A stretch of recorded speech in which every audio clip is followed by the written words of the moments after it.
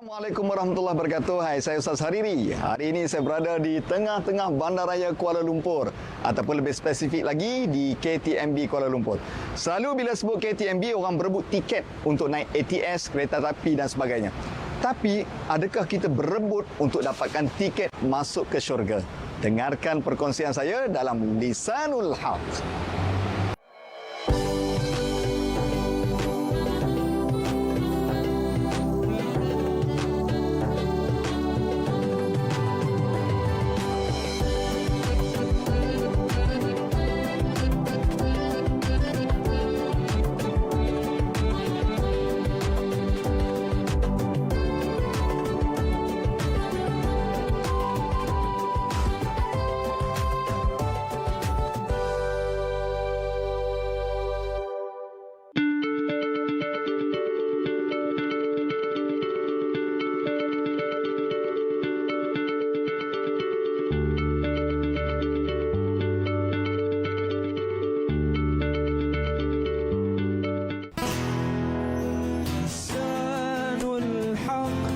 Sampaikan kebenaran, lisanul haq.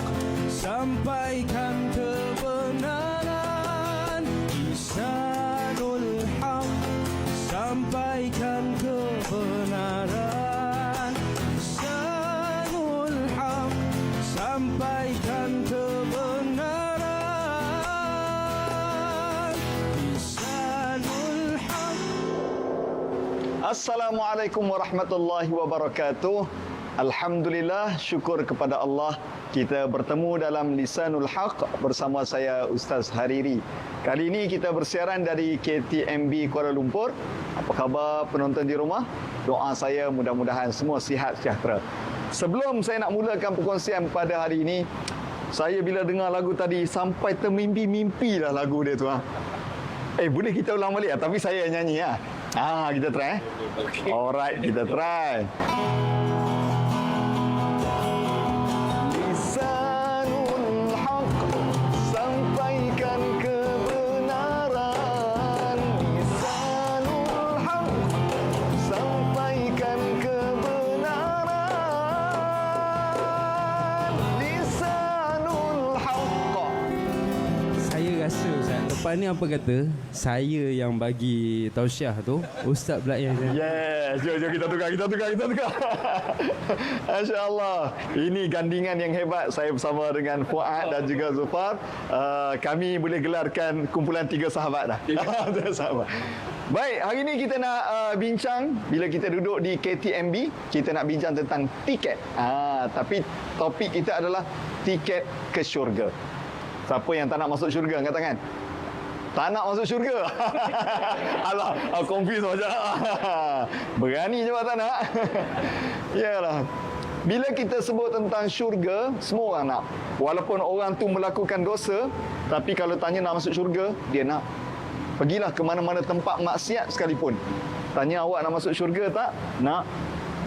Kalau kita tanya pada orang ahli maksiat, tapi kita tanya dia, bagaimanakah calon isteri ataupun suami pilihan anda?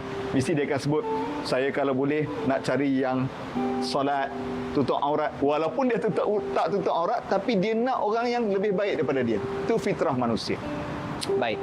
Bila kita sebut tiket ke syurga ni, kalau kita naik kereta api, kita beli tiket ekonomi, kita dapat tempat biasa-biasa. Tapi kalau nak dapat business class, macam mana? Bayarlah kan. Di business class ada apa? Ada. Kalau naik ATS, ada. Macam tak pernah naik ni kan. Ada makan. Saya pernah naik, saya tahu. Yang kedua ada apa? Dia punya charging dia. Kemudian tempat dia luas, boleh menunjuk. Kemudian dia lebih selesa lah. Okey. Mana-mana tempat, kalau nak keseleksaan, dia perlu bayar lebih. Kan? Begitulah dengan syurga. Nak masuk syurga, dia tak boleh dengan harga yang murah, tetapi ia dibeli dengan harga yang mahal. Kita perlu berkorban untuk mendapat kenikmatan dunia. Yang kita nak sangat-sangat. Nafsu kita membuat-buat, aku nak. Tapi Tuhan tak bagi. Tapi kesabaran itu Allah gantikan dengan nikmat yang lebih indah daripada apa yang kita sangkakan. Tiket. Kalau kita pergi mana-mana stesen, tiket itu ada kapasiti. Contoh, satu gerabak kereta api ada 40 tempat. Maka kalau kita orang 41, walaupun ada sejuta sekalipun, kita tak boleh beli sebab tiket dah habis. Awak siapa pun, tiket dah habis. Syurga macam tu ke? Sampai-sampai, ya Allah, dah penuh. Saya semayang kot. Saya puasa kot. Takkan dah penuh? Syurga tak macam tu. Syurga tak berkuota, tak ada had. Siapa saja yang membuat amalan taat perintah Allah, meninggalkan suruhannya, maka dia layak masuk ke syurga. Tidak ditentukan sama ada dia VVIP, dia keturunan Nabi sekalipun, dia latar daripada salah silah, ataupun dia anak seorang agamawan, ataupun dia anak seorang ahli maksiat. Ia tidak ditentukan melalui status di dunia ini, tapi dia dihitung melalui amalan kita di atas dunia. Itulah kehidupan di dunia ini, yang kita semua mencari tiket masing-masing, yang tiada kapasiti dan kuota. Semua, tuan cari tiket tuan, tuan cari tiket tuan, puan cari tiket puan, cik puan cari tiket cik puan. Saya mencari tiket saya. Tidak berebut sesama sendiri, tapi kita bersaing dengan diri kita sendiri. Saya tidak berlawan dengan tuan, berebut siapa yang dapat kerusi itu. Tidak. Tapi kalau tuan ada kerusi tuan dalam syurga, saya pun ada kerusi saya dalam syurga. Sama ada tuan nak masuk ataupun saya nak masuk, ataupun tuan tak nak masuk atau saya tak nak masuk, semuanya pilihan saya dan juga tuan. Itulah namanya tiket ke syurga. Tidak berkuota, tidak berkapasiti. Namun apakah amalan yang boleh membawa kita ke syurga? Macam mana kita nak masukkan diri kita sebagai penghuni syurga? InsyaAllah kita akan bincang selepas ini dengan kedamaian di dalam Lisanul Haq.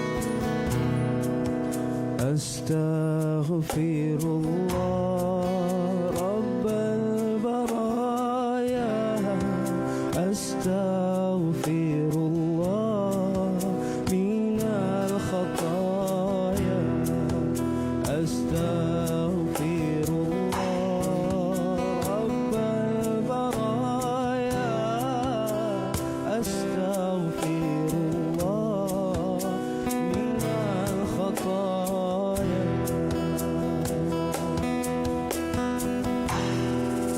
ربي زدني علما نافعا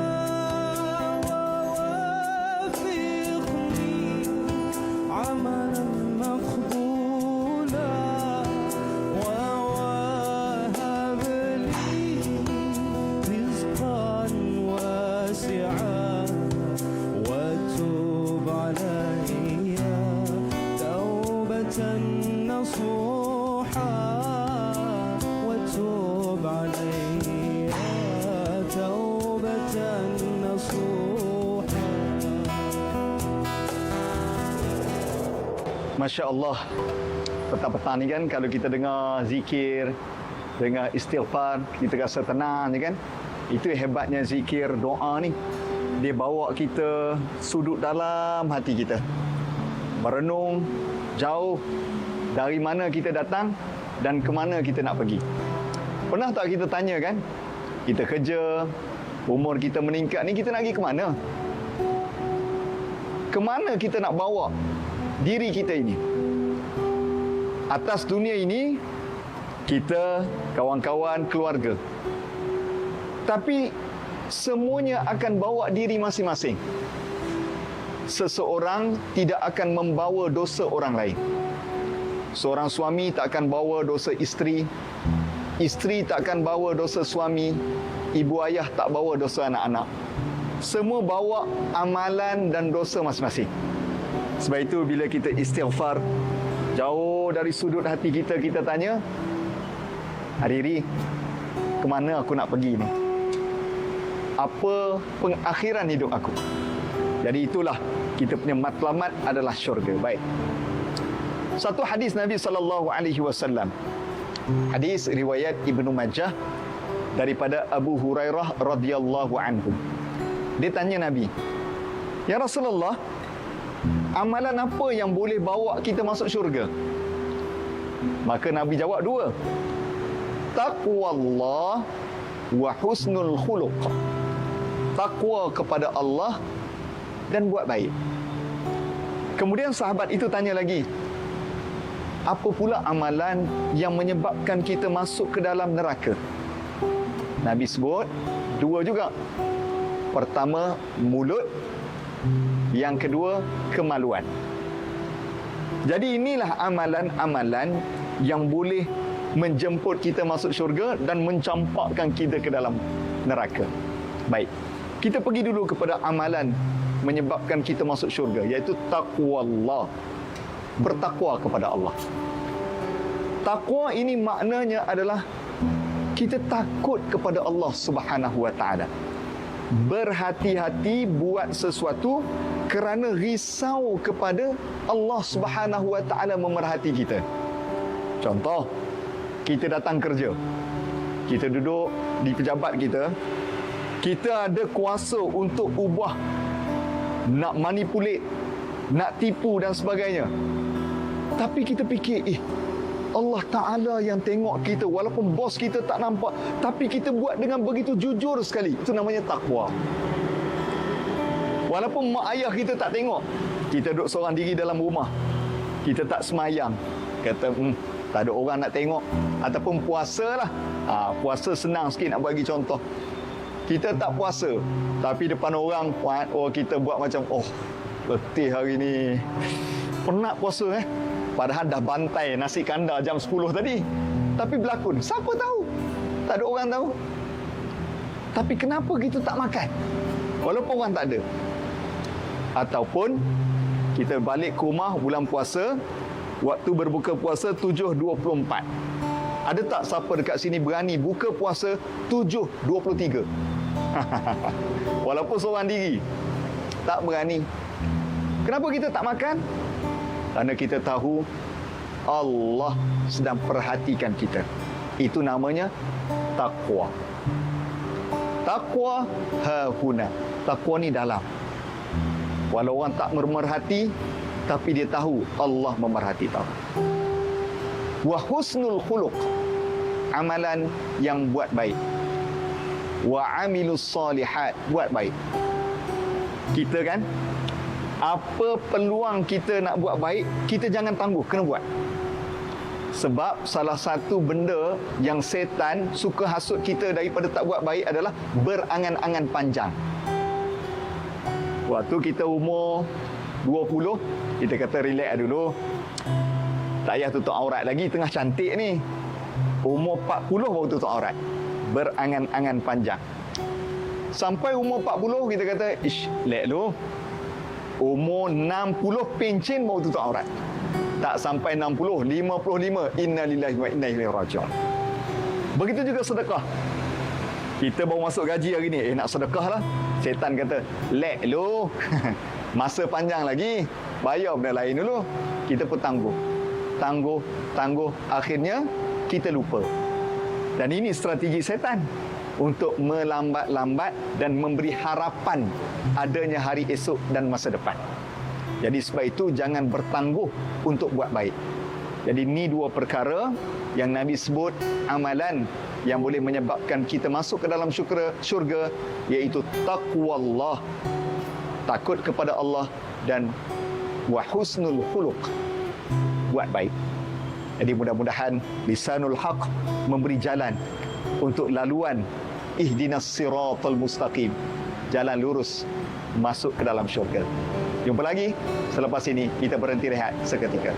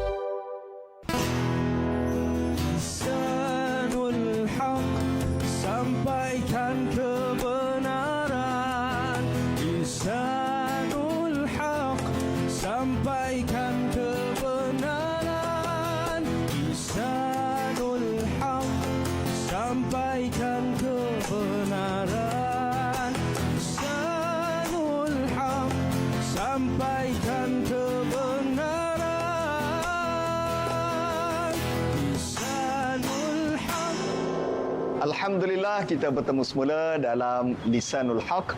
Mudah-mudahan kita menyampaikan kebenaran daripada Al-Quran dan hadis, dan itulah pesanan yang paling baik untuk kita dengar, kan? Baik. Di segmen yang terakhir ni saya nak bawa satu cerita. Nak dengar cerita ke tak? Macam tak berapa nak dengar je kan?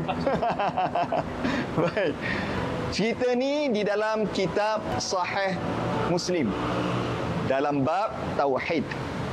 Daripada Ibnu Mas'ud, Nabi SAW mengisahkan tentang orang yang terakhir masuk ke dalam syurga. Last sekali dia masuk dalam syurga. Siapa orang ni?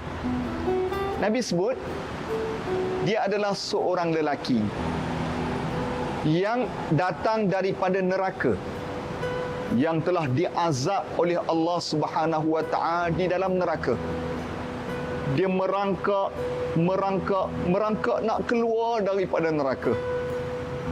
Apabila dia diizinkan oleh Allah Taala untuk keluar daripada neraka, dia nampak ada satu pokok yang rimbun dan ada kawasan air di keliling pohon yang rimbun. Dia kata, "Ya Allah, aku teringin benar nak pergi duduk di bawah pokok tersebut. Boleh ke ya Allah?" Allah yang Maha Pengampun lagi Maha Penyayang, "Pergilah. Kamu boleh duduk di tempat itu. Tapi kamu janji, lepas ni kamu tak boleh minta dah. Itu permintaan terakhir aku kabulkan." Bila dia sampai duduk di tempat pohon yang rimbun itu, dia tengok ada satu pohon lagi yang lebih rimbun dan lebih luas kawasan air. Dia kata, "Ya Allah, aku teringinlah nak pergi situ. Ya Allah, boleh ke tidak aku nak pergi situ? Ni last dah, permintaan terakhir aku dah." Allah kata, "Tadi kamu dah minta dah dan kamu janji dah. Ya Allah, sungguh ni last aku minta." Maka Allah kata, "Pergilah. Tapi ini permintaan terakhir yang aku kabulkan." Dia sampai tempat tersebut, tengah minum air yang melegakan dahaganya. Dia tengok ada satu pohon lagi yang lebih rimbun daripada tempat dia duduk. Dia kata, "Ya Allah, cantiknya tempat tu. Aku teringin nak pergi, ya Allah. Izinkan aku pergi." Allah kata, "Tadi kamu dah janji dah, tak minta apa-apa. Ni last ya Allah." Maka Allah izinkan dia pergi duduk di tempat tersebut. Tengah dia duduk tempat tersebut, dia tengok pintu syurga. Di dalamnya orang gelak ketawa, gembira duduk dalam syurga. Dia kata, "Ya Allah, seronoknya. Aku duduk di luar pun rasa seronok di dalam. Izinkan aku, ya Allah, untuk pergi duduk dekat dengan pintu tersebut." Allah kata, "Tadi kamu janji dah, tak minta apa-apa. Ni last ya Allah." Allah kata, "Pergilah." Dia sampai di pintu syurga. Dia dengar di dalamnya orang gelak ketawa gembira, seronok dalam syurga. Dia kata, "Ya Allah, seronoknya ahli syurga.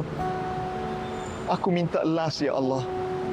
Aku nak masuk ke dalam syurga." Allah kata, "Kamu dah janji tadi setakat pintu sahaja." Dia kata, "Ini permintaan terakhir aku ya Allah." Allah yang Maha Pengasih lagi Maha Penyayang dan Pengampun. Masuklah ke dalam syurga. Lelaki yang asalnya daripada neraka yang diazab oleh Allah, lantas dia masuk ke dalam syurga dengan rahmat dan pengampunan Allah. Apa di sebalik kisah ini? Kita buat salah, kita janji, "Aku tak buat dah ya Allah." Tapi esok kita ulang balik apa yang kita janji. Kita janji, kita mungkiri. Kita janji, kita mungkiri. Kalau kita buat macam tu kepada orang, saya ingat gaduh besar. Isteri, kalau suami dia kata, "Abang janji tak buat lagi." Tapi esok dia buat, puan-puan apa perasaan? Perang dunia ketiga agaknya. Begitulah suami. Kalau berjanji tapi buat lagi, dia akan marah. Tapi Masya Allah, Allah yang Maha Pengasih lagi Maha Penyayang, berulang-ulang kali janji dan minta berkali-kali, walaupun dah buat salah, tapi Allah izin dan Allah ampunkan. Tuan-tuan, itulah rahmat dan kasih sayang Allah. Kita masuk syurga bukan kerana amalan kita yang banyak, tetapi kerana keampunan Allah dan rahmat Allah kepada kita. Semua orang ada kisah silam masing-masing. Saya ada kisah silam, tapi mungkin Allah tutup aib saya. Tuan-tuan nampak saya baik, tuan-tuan pun mungkin dalam keadaan yang sama. Tapi Allah tutup aib kita kerana Allah sayang dan bagi rahmat kepada kita.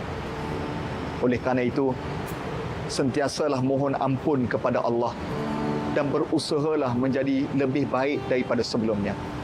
Mudah-mudahan dalam pertemuan ringkas ini menjentikkan satu melihat kebesaran Allah dan rahmat Allah yang begitu luas kepada kita. Terima kasih atas pendengaran dan perhatian. Kita akhiri dengan membaca sedikit doa. Mudah-mudahan Allah rahmati pertemuan kita. Bismillahirrahmanirrahim. Alhamdulillahirabbil alamin. Wassalatu wassalamu ala asyrafil anbiya'i wal mursalin wa ala alihi wa sahbihi ajma'in. Ya Allah, ya Tuhan kami, redhakanlah syurga bagi kami dan jauhkanlah kami daripada azab api neraka. Ya Allah, sesungguhnya dosa kami banyak ya Allah, tapi kami mohon kepadamu, ampunkanlah dosa-dosa kami. Masukkanlah kami ke dalam syurga-Mu ya Allah. Mudah-mudahan kami semua berhimpun di dalam dunia ini dan kami berhimpun juga di dalam syurga-Mu nanti. Rabbana atina fid dunya hasanah wa fil akhirati hasanah wa qina adzabannar. Wa sallallahu ala sayyidina Muhammad wa ala alihi wa sahbihi wasallam. Walhamdulillahi rabbil alamin.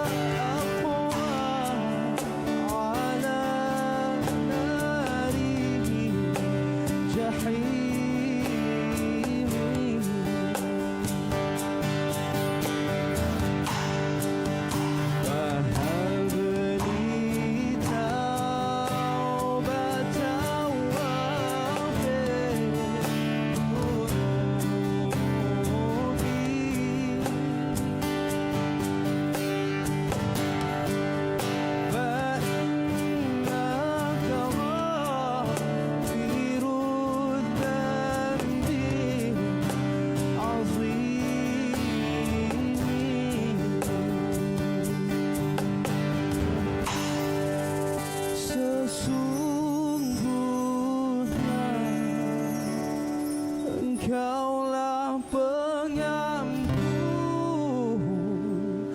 dosa-dosa besar.